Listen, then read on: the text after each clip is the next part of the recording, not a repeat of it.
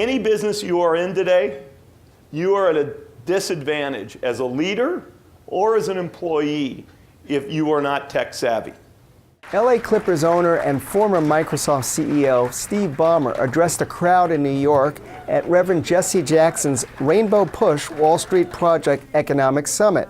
The topic was diversity, and Ballmer also talked about the pipeline that needed to be in place to help future engineers and leaders in tech, especially those in the African American community. I'd absolutely put computer science and technology and economics on the list of things that all kids should try to come out literate. Now, getting all kids through high school, different challenge. But if you get there, you ought to have those fundamental skills, in my opinion.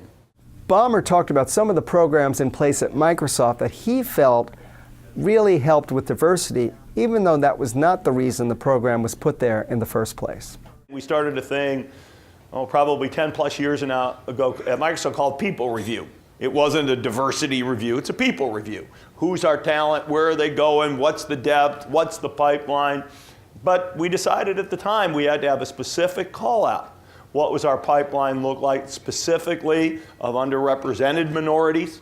We're going to talk about that. We're going to talk about specific people, individuals, their careers. In a company of 100,000 people, that's a lot of people. And diversity does mean different things outside the United States, frankly, than inside, and we're a global company. In Japan, it actually means mostly looking at women. In France, it means a different set of things. But in the United States, I think it's pretty clear to people what that means. Ballmer got a very positive and somewhat surprised reaction from the crowd when he talked about a program in which he insisted that all the law firms that work with Microsoft had to pay attention to diversity. One of the initiatives I was most proud of, I didn't come up with, but most proud of, that we did at Microsoft is we put a rider in all of our outside law firms' contracts. And if you look at what our legal department, our Microsoft's legal department spent at the time I was there a year ago, so everything's out of date, 85, 90% of the spend was spent outside.